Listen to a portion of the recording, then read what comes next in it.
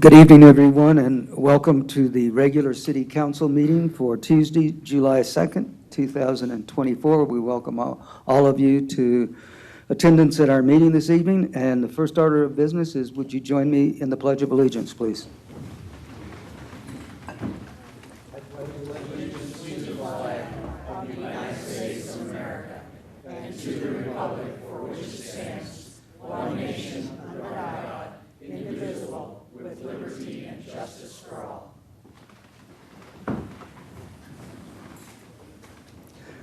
Roll call, Madam Clerk. J. David Reed. Present. Dave Frank. Present. Judy Ann Files. Present. Doug Glassbell. Present. City Councilor Ed Ulibarri is absent. All other city councilors are present. Thank you. Mr. Mayor Pro Tem, any changes or modifications, additions, deletions to the agenda? No, sir. All right.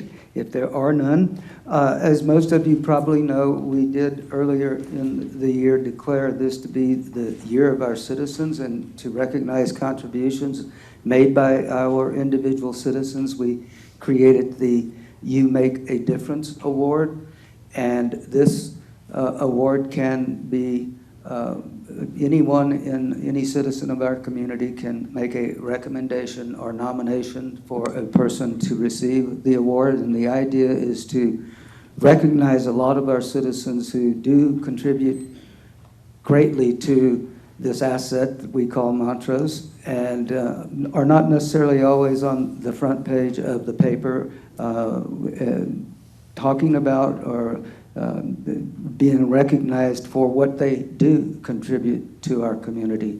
So we thought it would be a great year and an opportunity to recognize citizens who really lead the community in ways we might not always know.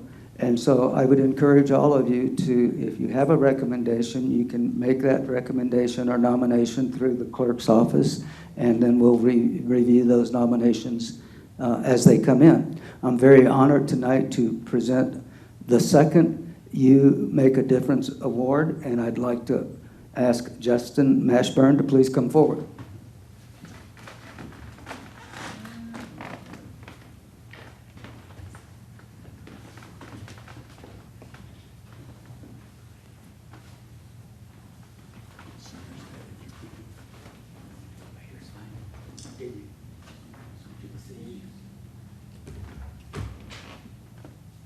Justin, can you hear me? I want to thank you for being here this evening. Just to tell you a little bit about Justin and why he should be receiving the You Make a Difference Award this evening. In 18 years with the Montrose Recreation District, Justin Mashburn has brought joy, health, and social connection to people of all demographics in the Montrose community.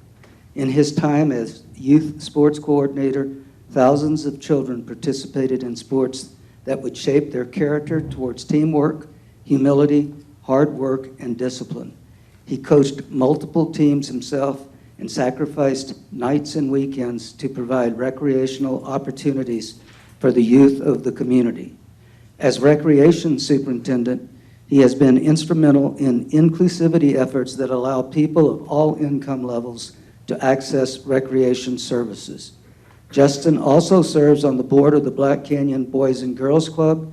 He helped start the Lacrosse Foundation, which led to the creation of a Montrose High School lacrosse program, and he participated in the Men in the Mix program to promote fathers' involvement in their kids' lives.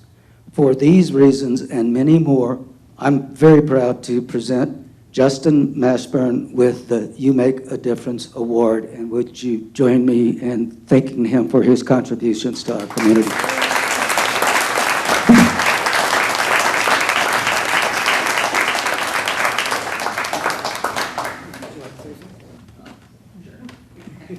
I feel very fortunate to live and work here in Montrose. I'm fortunate to work for the Montrose Rec District when they took a chance on me 19 years ago. I'd like to thank my in-laws for picking up a lot of slack with my boys.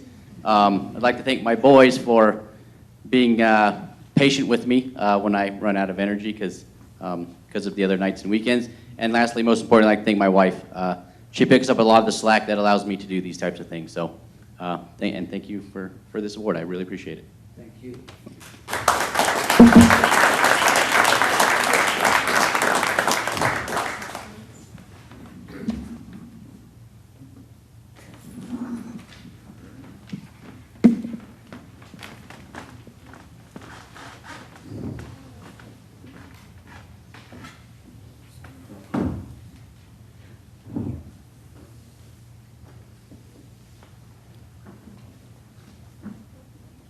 Thanks again, Justin, and thanks for your family for all the support that I know that you do get. That's great.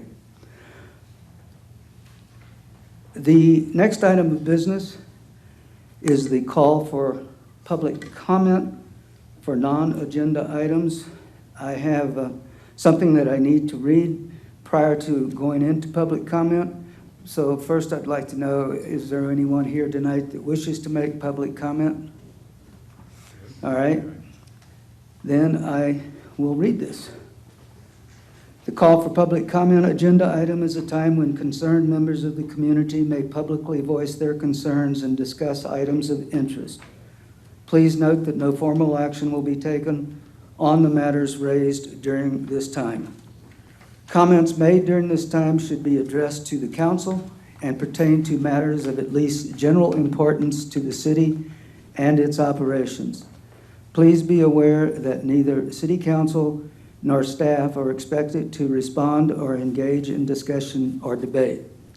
Please refrain from any personal attacks and disagreements, personnel and employment matters, the use of profanity or ethnic, racial, or gender-oriented slurs, as they may be considered disorderly conduct which violates state or local law. With that in mind, who would like to go first? Yes, sir?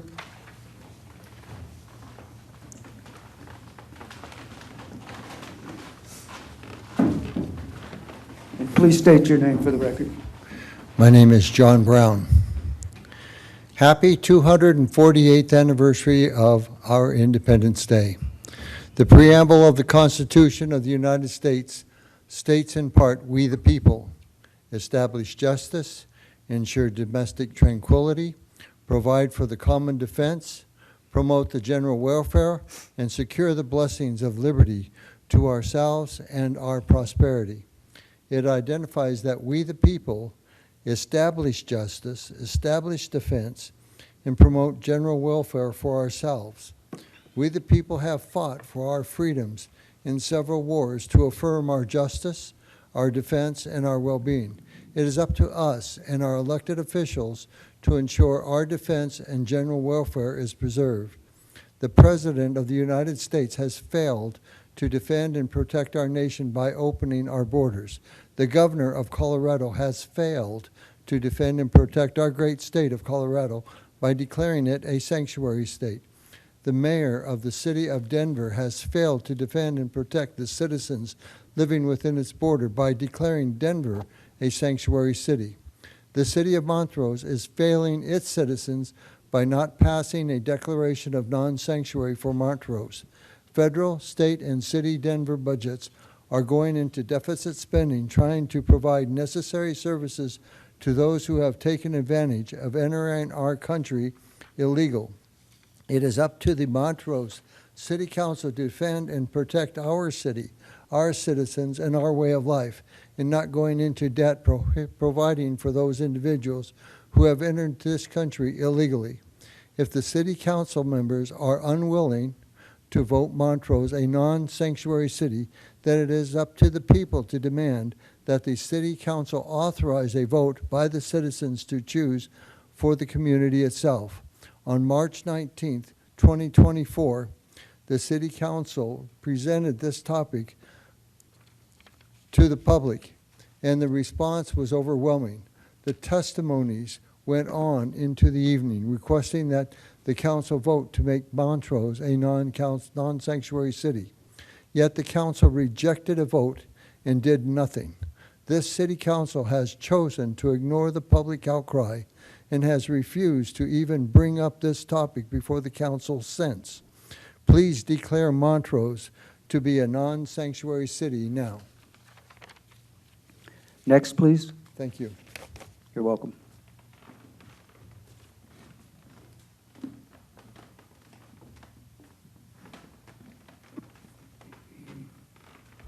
Good evening. My name is Nicole Johnston. I urge you to put it back on the agenda for a sanctuary, non-sanctuary vote, or put it to the people. Thank you. Thank you. Next, please. Yes, sir.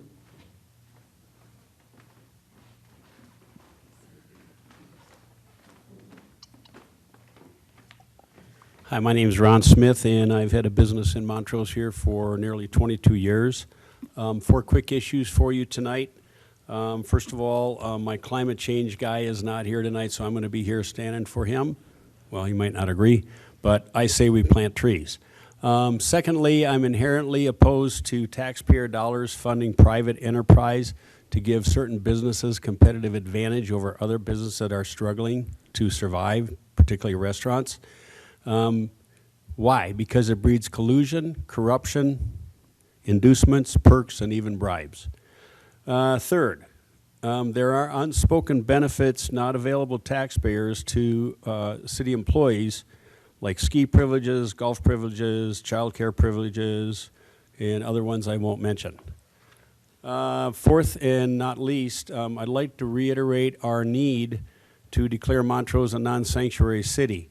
First of all, we're all immigrants, sons or daughters of immigrants. I think we love immigration or we wouldn't all be here. Second, I've worked with many legal immigrants and served many as clients in my 22 years of business here. 3, I can assure all of you that hundreds of our colleagues and your constituents will pursue this issue until it's completed. We are surrounded by non-sanctuary. Not to decide is to decide. We have not decided. In fact, on March 19th, I was understanding that we were going to get a conversation with the city attorney regarding that declaration. I've never seen any follow-up. If it's there, then I've missed it. Somebody can clue me in. We have a commitment to address this. It is indisputable that crime, drugs, tent cities, alcoholism, homelessness is prevalent in sanctuary cities across the country. We voted you in, and we anticipate you are going to honor responsibility to each and every one of us as we the people. Thanks so much. Thank you. Next.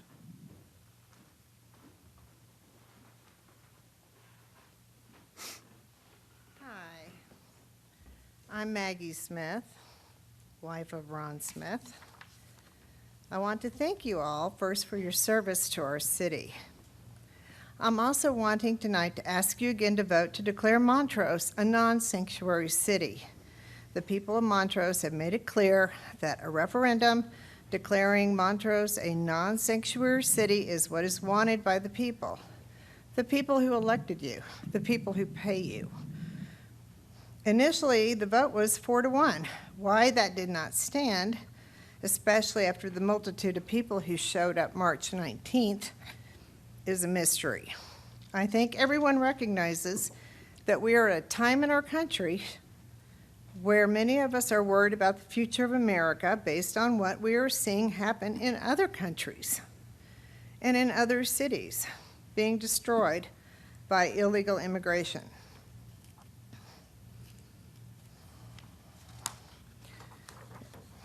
Our little town of Montrose is now clearly at risk with the multitude of illegals being shipped in. It's alarming to the citizens who are aware, and it should be alarming to all of you what's happening. It's terrifying to think of the possible increase in crime being witnessed all over the United States will start happening here. Crime is only one problem that comes with inundating a town with illegal aliens. If this does happen, it will clearly be due to your actions or lack of actions to secure our town to the best of your ability. We have a wonderful town that needs your protection at this time. The laws coming down from government provide little to protect us. We need this designation of non-sanctuary city to be as solid and as firm as you can legally make it to protect us.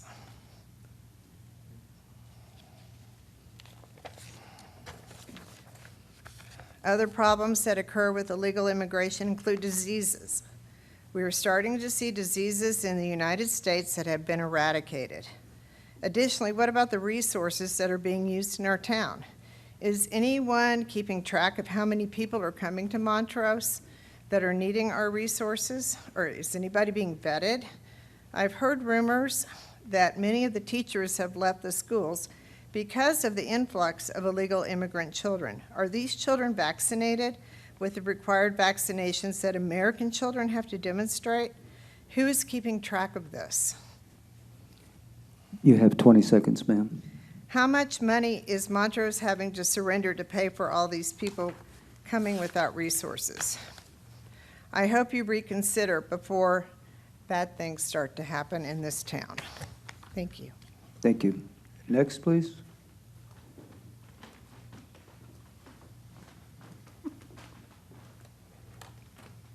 Good evening. My name is Cindy Olinghouse, and I'm here to ask you again to please affirm that we are a non-sanctuary city. Thank you.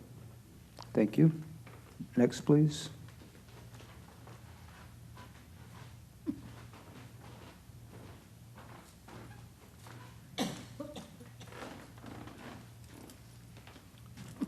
I'm Dr. Jeffrey Krebs, and I'm asking again that you make this a non-sanctuary city, our town, my town, where I've lived and worked for over 31 years. Thank you. Thank you. Next, please.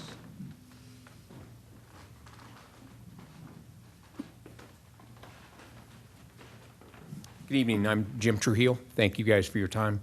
I've lived in this valley all my life, worked here actually in the city limits since 2007. I've talked to multiple people, and I don't see anybody that supports a sanctuary city. You know, we all come from somewhere, but in this day and age, with what we have to work with in our town, we just don't have room for it. Thank you. Thank you. Next, please.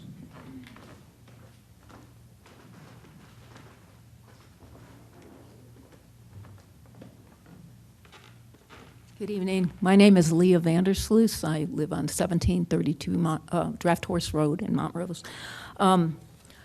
Great letter, Mayor Reed, but I just wanted to address a few things. You said that you want to work to strengthen the bonds between the city and its residents and determine areas where there is a disconnect and a reconnect. You want to enhance communications between citizens and local government because you strongly believe that this is the way to identify those areas of disconnection. And then once identified, work together in partnership to address the issues. Well, I believe that the whole concept of making us a non-sanctuary city is one of these disconnects. And if you truly want to work together in partnership with the citizens of Montrose, you guys need to declare us a non-sanctuary city. And you said that our opinions and input are important, wanted, and needed, but we feel like our input is just being disregarded. Thank you. Thank you. Next, please.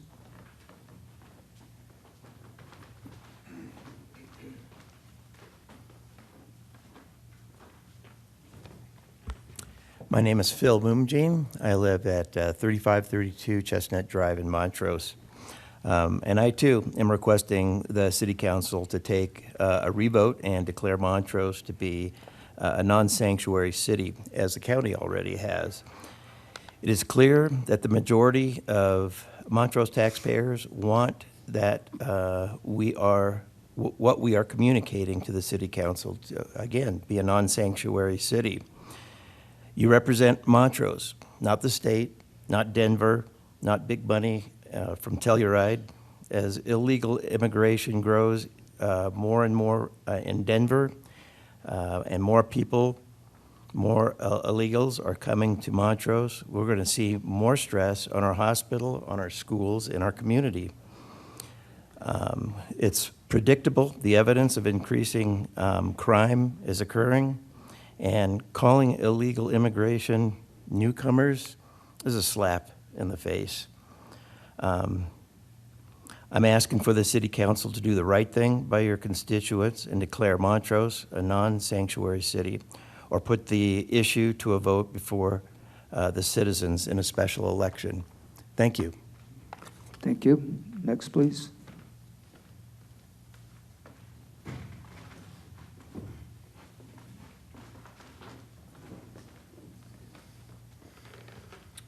My name is Paul Burr, and I agree with all of those that have come up today and had a desire to have this city as a non-sanctuary city.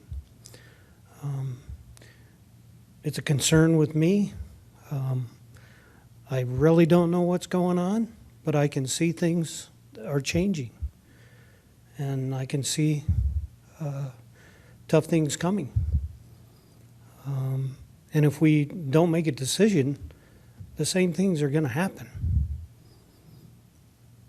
So I agree with all who have spoken at this podium. Thank you. Thank you. Next, please. Anyone else wish to speak? Seeing no further public comment, we will move on to the next agenda item.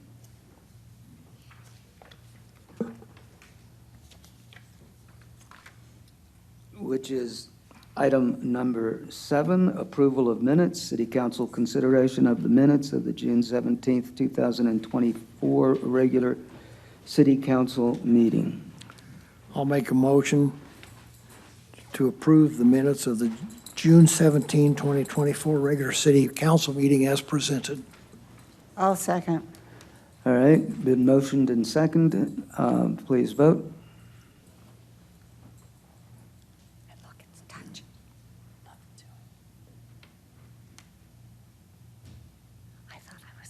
And motion passes unanimously.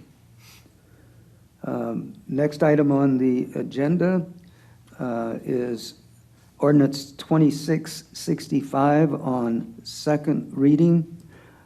Under the city charter, the second reading of an ordinance does not include a public hearing. Public hearing is heard on the first reading of an agenda item, but as always, the public is welcome to comment on any particular item.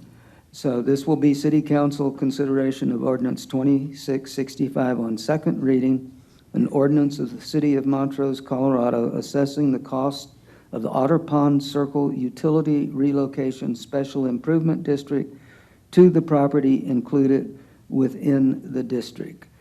City Attorney, Mr. Chris Dowsey. Thank you, Mayor Reed, members of City Council. This may be a bit familiar as this is a second reading, but also this was brought before you originally on November 6th of 2023, where the idea was brought by the HOA to Council in creating an SID.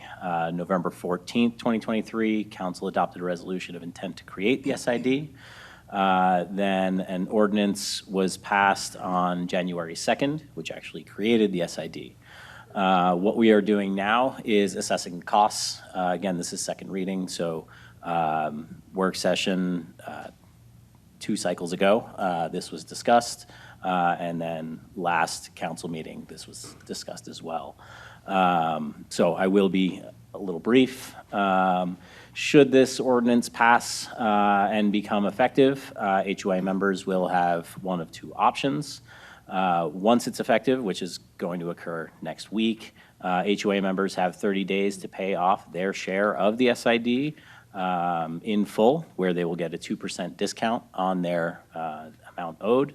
If they do not do so, the second option is going to have annual payments over 20 years with a 4% interest accruing, which will be paid through the county treasurer. I will note that in my previous memo, it stated that it was going to be paid through the assessor. After speaking with the county, it is done through the treasurer. With that, I will open to any questions. Question, Council? Seeing no questions, if there's any public comment on this issue? Hearing no public comment, I would entertain a motion, please. Move to adopt ordinance 2665 on second reading as presented.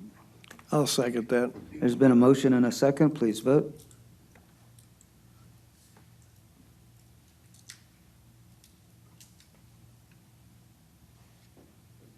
And the motion passes unanimously. Boy, our system's quick tonight, isn't it? Moving on then to item number 9, Potato Growers Building Horizontal Improvements Support. This will be City Council consideration of a request from High Oasis LLC for $418,817 in support for funding for horizontal site improvements for the Potato Growers Building at 39 West Main Street. And with that, I'll turn it over to our business development person, Anthony Russo. Thank you, Mayor Reed. The Potato Growers Building, located at 39 West Main Street in Montrose, has sat derelict for a very long time. That, as well as the distillery on the other side. When the project started back in 2017, they started the renovation of the potato grower and working with the distillery that is currently there, Storm King, to really make that area of town better. That area of town was derelict, as I mentioned, and we needed to have something to draw people out to Main Street and liven up that side of town. Discussions happened back then that we'd support the project, and so here we are today, finally with the Potato Grower Building after years of construction, historical grants that were put in place to promote the renovation of that building. We're at the final stages. These final stages include utilities that need to be upgraded in order for not only their business but the surrounding businesses to be able to have access to sewer and water ongoing, as well as the parking lot that is located behind the building, which is currently used by neighboring businesses as well, and will be continuing to do so, and that'll be spoken to here in a moment also by City Manager Bill Bell. But that property, that parking lot there is imperative to the neighboring businesses, as there's not a lot of street side parking there. There's not much public parking. Well, there is no public parking in that area. And in the future, there are plans to extend the road past the rail onto the other side. And once we do that, we will lose an additional 6 to 7 parking spots as well that are currently being used by the businesses in the surrounding area. So with that, I have the applicant here. If you guys would like to ask any questions of the applicant. Does the applicant wish to come forward? Yes, he does. Sure. David Fishering, 2682 Stellar Court. Mr. Mayor, City Councilors, thank you for having this before you today. We appreciate the city's continued support of developing our development project. In 2017, the city wanted West Main to start to be developed, and this being the most iconic building down there. Every other developer that had come to town prior to us wanted to bulldoze the Potato Grower Building and put a gas station there. That wouldn't have been great for the city. Our project, as some of you know that have been around that long, was to never do that. We wanted to preserve that building, and we're finally at the stage where all we need to do is basically get it connected to utilities to turn the lights on.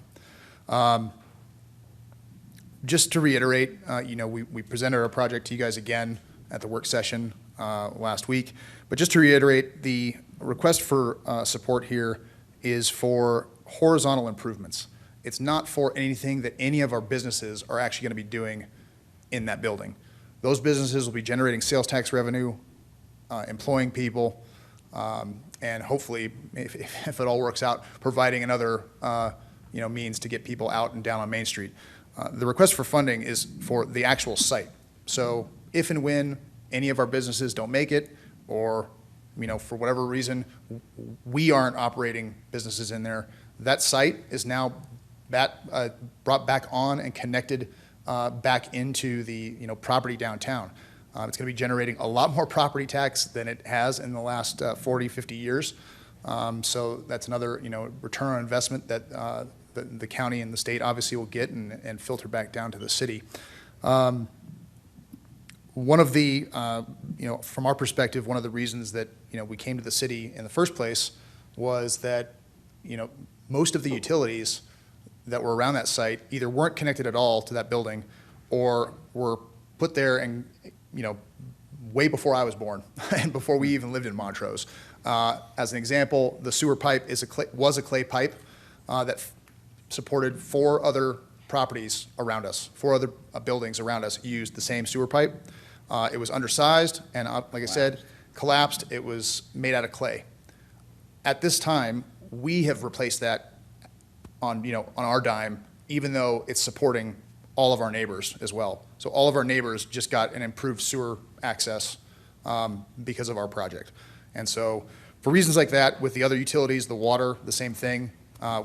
We've had to replace the entire water connection to the city water because it was outdated, and that same connection fed the distillery and kind of that whole area. So the request for support here is not going to benefit our actual businesses. It's benefiting that property and getting that property back into service. Just a quick thing on the historic stuff in Montrose. Historic buildings and historic building redevelopment or rehabilitation isn't cheap, and it's not easy, and it's not attractive to developers. And I think the city understands that, but just to reiterate it, this is a perfect example of how a developer with a little support from the city is willing to take that massive risk. We've risked $4 million of our own money to get this site back up to being what it needs to be, and other developers won't do that if the city doesn't partner with them in getting some of these buildings that are so dilapidated or they're so far away from meeting current code that just to get it to the code, that's all the money that they had planned to get the building, get a business going.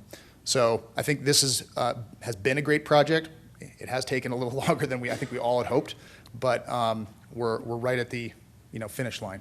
So, and with that, if you have any questions, do you have anything else to say? You need to state your name. No, I'm just saying. You need to state your name and address. I'm Greg Fishering, and I'm at 39 West Main.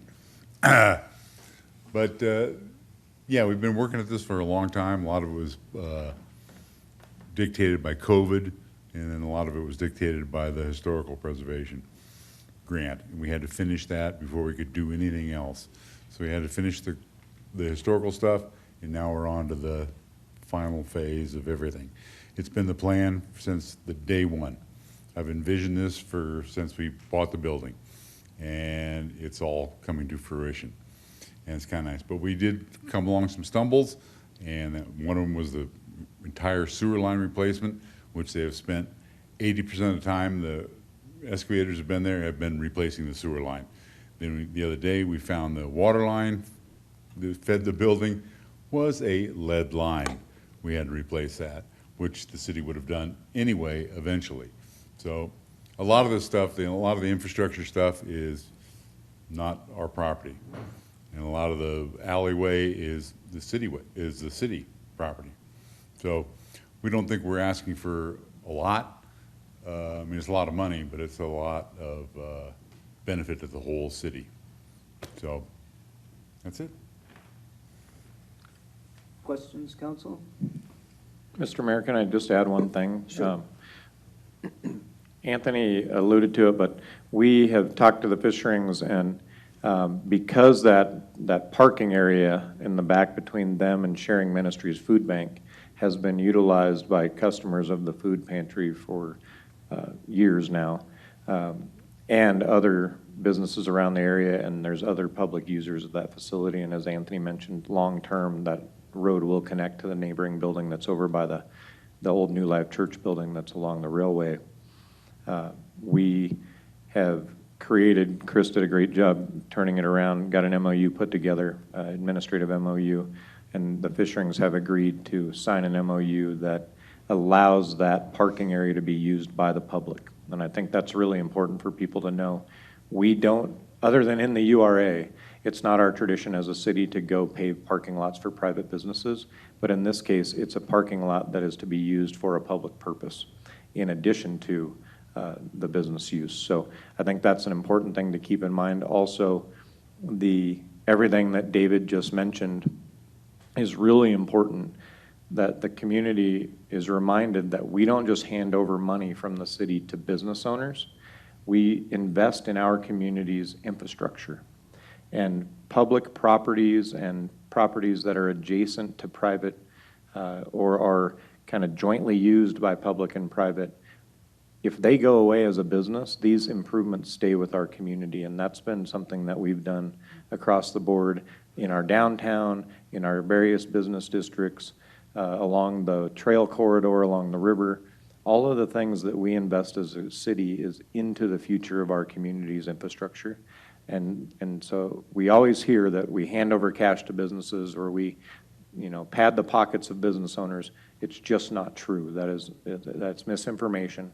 It's not factual. If anybody looks on our websites or looks at all of the information we put out into the public, we invest in our community's infrastructure. This is just another case of that. I'm thankful that they're willing to sign an MOU to allow the community to benefit from that parking area. And in addition to taking one of the most iconic historic buildings in our community, which was the hub of commerce over 100 years ago, and redeveloping that and bringing that back into something that we can be proud of. If anybody hasn't gone down and looked at the Potato Growers building, take a chance to do that. They love to give tours, but also look at the before photos if you can get a copy of them. I don't know if you have any on site, but you should, to see the before and after. And even where the distillery is itself was an ugly co-op building, just a metal ugly building, and now is a beautiful reflection of our community. I think Scott Stryker helped with the construction of that, brought in the metals and the woods and really what our community represents is in that building and the design of that building. So always take a look at the before and after photos. We have a variety of those projects around the community. It's easy to forget what things used to look like when you just see it now, but it's always a good reminder to go back and see what it was before. And we have to do something to partner with private people that are willing to put millions of dollars of their own personal money on the line. We try to stay around that 8 to 12% of a total project, and in this case, it's $3 to $4 million of private money and a few $100,000 or $400,000 of public money. So we're right in that ballpark, around that 10 to 12% range on the total project. And to follow up with what you have to say in that regard, from my perspective, it's important for our community to understand, as you say, that we are not up here just to hand out dollars. There's a true purpose behind what we're doing. While some may tend to disagree with it, there is a reasonable and a rational basis for doing what we do. And there is the economic development aspect of it, because we do look at return on investment and what it's going to mean to the city on any of these projects that we might partner in. With respect to employment in the future and sales tax revenues generated by these businesses. And I always have to remind people that Montrose is the largest city in Colorado, where 90% of its general fund budget is supported by sales tax revenues. We do not have a property tax in the city. Yes, if you own property, you pay property tax to the county and the other taxing districts, but not to the city of Montrose. So our revenues are generated through, the substantial majority of our revenues are generated through sales tax. So when we do make commitments like this, we do look at what does it mean to the future of the community from an economic development standpoint. And the second part of that, which quite frankly is very important, at least in my mind, is I think as elected officials in this community, we have a duty and an obligation to preserve our history for future generations. And that's one of the things that these folks are, as private investors, are doing, and it's something that we are contributing to, because many of us have been through communities where they didn't care about their history and they were willing to tear down the old buildings and create these ugly glass castles, and you look at it and people couldn't identify with what that history of that community was. Well, I think for future generations, we need to preserve our heritage, our culture, and our history. And this is one way that we, as elected officials, can help to do that. Because as you said, without some nudge and assistance from the city, these projects wouldn't happen. These buildings would be torn down, and we would all not be very happy about that outcome. And so for both the economic development and the heritage reasons, I strongly support not only this, but the programs that are the other, excuse me, the other projects that we support through our programs. And again, we do not just hand out the dollars. There is serious application process managed by Mr. Russo. We look at these things. All of the I's are dotted, the T's are crossed. And so it is truly an analysis of whether or not this is in the best interest of the community. So whether you agree with the ultimate objective and goal or not, I want to make it very clear that we do our homework before we step off the cliff on these projects. Thank you. I'd just like to say I really appreciate the City Council for the last 8 years of having some kind of vision for Montrose and specifically the downtown. It's so much better than it was, and it's projects like this that make it that way. Thank you. Further comments? Okay, if there public comment, yes, sir.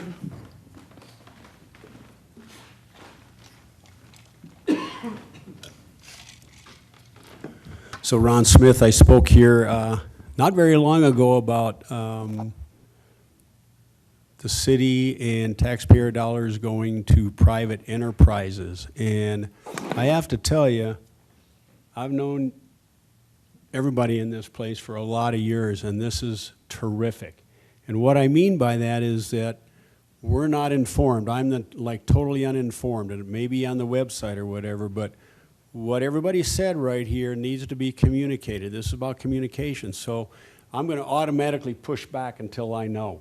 And that's what the public does because we're not informed. So I would truly encourage between city council projects, whether you do pro formas, whatever you do, that somehow you get that communicated to the citizens, because I think you're not going to have me standing up there saying no and a lot of other people that automatically go, whoa, wait a second here, we got $500,000 going out somewhere you don't know anything about. So if between the private enterprise and the city council who's involved in this kind of stuff would find a really good way to inform the general public, it can just be the Cliff Notes, I think it would be terrific. So thank you. Thank you. Is there any other public comment? Hearing none, if there are no further council questions, I'll entertain a motion. I'll make a motion to approve support funding totaling $418,817 for horizontal site improvements for Potato Growers Building at 39 West Main Street as presented. Second. I have a motion and a second. Please vote.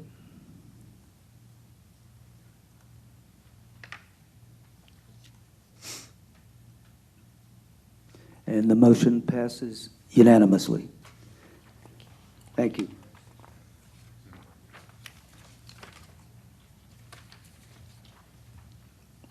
The next and final action item on the agenda for this evening is item number 10, Montrose County Historic Courthouse tap fee waiver request. City Council consideration of tap fee waivers totaling $24,661.40 for the Montrose County Historic Courthouse renovation project at 320 South First Street. And again, Mr. Russo. The courthouse has been under construction for some time now. It's also sat empty, and I think this is another example of a historic building in the downtown corridor that is just screaming for something to be done. The county is doing a great job putting it together, and they've asked us for a little bit of help when it comes to that, and I think it's a good collaborative effort and a small token effort really on our part for the city of Montrose to actually contribute the $24,661.40 towards the utility fees for the building. Questions, council? Just wanted to point out that, similar to what Mayor Reed just said, that this is another one of those collaborative projects where each partner has been supporting each other in various projects throughout the valley, throughout the last 4 years for sure. And this is just another one of those instances where we can build goodwill and better relationships with the county with a gesture that is really fairly insignificant. We're just offsetting the tap fees and the waiver, a tap fee waiver. And this is one of those that, as an example, and I'm going to bring up something else, that we're working on a project for the Veterans Memorial Park, and the county is also going to help us with that. And it's one of these give and takes that I think is really beneficial for our valley. Thank you, sir. Ms. Files, any comment, question? Is there any public comment on this matter? Hearing no public comment, I will entertain a motion. I'd move to approve tap fee waivers totaling $24,661.40 for the Montrose County Historic Courthouse renovation project at 320 South First Street as presented. I'll second that. We have a motion and a second. Please vote.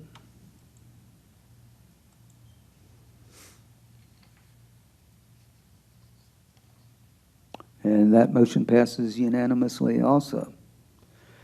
That concludes our action items on tonight's agenda, and we'll move into staff reports. And Assistant City Attorney Matt Magliero has a national opioid settlement with Kroger Company presentation. There's Matt. Good evening. Good evening, City Council. I'm here tonight to talk about the national opioid settlement with Kroger Company. The notice of that settlement appears on pages 33 through 34 of tonight's packet. Legal has brought updates to council before on kind of the broader litigation at a work session on July 18th, 2022, and as well as a staff report at the regular meeting on February 21st of last year. Just to go over a little bit of detail, just as kind of background on this, Colorado is a participatory state as a state in litigation against various opioid manufacturers, distributors, chain pharmacies for their roles in the distribution of opioid products to the public, which contributed to the opioid addiction overdose epidemic in this country. Last year, according to the CDC's numbers, an estimated 107,543 people died in this country from drug overdoses. That, as shocking a number as that is actually a 3% decline from the year previous. And 84,000 of the previous year persons died of opioid overdoses. This state, along with 32 other states and the District of Columbia as eligible participating states, began to enter into nationwide litigation as well as nationwide settlements to resolve litigation over this issue. That process started in 2021. There were 2 national settlements. One was in 2021 with the big 3 pharma distributors, McKesson, Cardinal Health, and AmerisourceBergen, and as well as Johnson & Johnson. The aggregate settlement there for the first tranche was $26 billion to the settling states over a period of years. That was finalized with payments already begun. The second set of settlements was in 2022 with 3 pharmacy chains and 2 additional manufacturers. That was approximately $18.52 billion new money, again, over the course of years, with an additional settlement amount of either $1.2 billion worth of a generic Narcan over 10 years or $240 million cash in lieu of the drug by one of the manufacturers that settled. Both the 2021 and 2022 settlements were structured in such a way that the amount of money available to the settling states was dependent upon the number of the states agreeing to and joining the settlement agreement. And then the amount of funds available to those states was in turn dependent upon the number of political subdivisions within them, cities, towns, counties, that in turn agreed to execute settlement agreements and releases from liability. Higher amount of participating political subdivisions, the higher tranche of money that went to the settling states. Colorado maximized its settlement proceeds by getting a majority of its municipalities, towns, and counties to participate for both sets of settlements. Tonight, the one that we have in front of you as the discussion item at the moment is a specific settlement with Kroger Company, which is a regional pharmacy and grocer. In principle, it's $1.2 billion. of settlement new money to be paid over the course of 11 years to eligible participating settlement states. Colorado has made the choice as a state to participate in this new settlement, and its share is estimated at $70 million new money. But again, that's contingent, and this is structured similar to the past two. We as a city are an eligible political subdivision to participate in the settlement with the Kroger Company. In order for Colorado to maximize the share of settlement proceeds as a state, just like the other past two, the settlement with Kroger requires that Colorado's local governments participate in the settlement by releasing any opioid-related legal claims against the settling defendant. As just a reminder, we entered into an MOU as a city on November 9th, 2021 with the state regarding opioid settlement funds, and we also elected to do an opt-out of direct allocation of those funds July 18th of 2022 to a regional council. What Colorado did is basically it set up 19 regional councils that divvied up the states roughly corresponding to the judicial districts within the state. We're Region 14, and our Regional 14 Opioid Abatement Council receives the funds that we've elected to not take as a direct share. That regional council currently has 1.5 million available funds to date, and estimated total funding across these settlements would be 7.3 million. That is not inclusive of the new settlement figure from Kroger if it goes through. The deadline for us to make any sort of decision and submit the settlement form is Monday, August 12th of 2024. And that was kind of a mouthful. Are there any questions?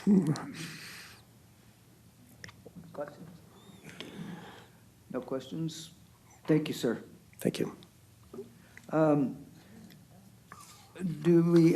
believe we have, our city clerk has a report or some comments regarding the 4th of July, correct? Thank you, Mayor Reed. On behalf of our awesome community event staff, I'd like to review our schedule of events for the 4th of July. Everything starts Wednesday evening at 6 p.m. at the amphitheater. The Air Force Academy Band will perform. And then on Thursday, July 4th at 10 a.m., our 4th of July parade that we hold every year will take place. The difference this year is that we have a brand new parade route. So if you're planning to be in the parade or planning to be a spectator, you might want to check out our new parade route. It's available on the city website. If you're having any trouble locating it, just give us a call and we'll make sure you get a copy of that. Then starting at 6 p.m. At the amphitheater, we have the band Farmer in the Sky performing, followed by Jordan Rayner at 7:30. Jordan Rayner was a top 10 finalist on The Voice. And then at dusk, there will be our annual fireworks display. And then on Friday morning, there will be a pancake breakfast at Welcome Home Alliance for veterans. And I believe at least one of our city councilors will be serving pancakes there. That'll be from 8 a.m. until 11 a.m. And then the Montrose Summer Music Series concert will happen at 6 p.m. at the amphitheater as well. Anyone who has questions is encouraged to contact us at City Hall. Thank you. Questions? Comments? Mr. Bell, do you have anything? Mr. Russo does. I do. I want to make sure we all remember that tomorrow is the grand opening of the Rathbone Hotel, a big public-private partnership. It's exciting. At 3 o'clock will be the ribbon cutting tomorrow. And they'll be ready to start taking guests. I was in there the other day. The rooms look fabulous. The whole setup looks really, really good. So the ribbon cutting is at 3? Yes. Okay. I thought I'd seen 3:30 somewhere, I guess. Well, it's 3, I think it's 3:15 you start speaking, so they want us up there by 3 to make sure we're there. I see. Okay. Do you have anything? Chris? Chief? No, sir. Tim, come on. God, you guys are not very entertaining tonight. Chase? All right. They want to move the holiday up, right? Well, if there's nothing else to come before the council, I will entertain a motion to adjourn. Move to adjourn. We are adjourned.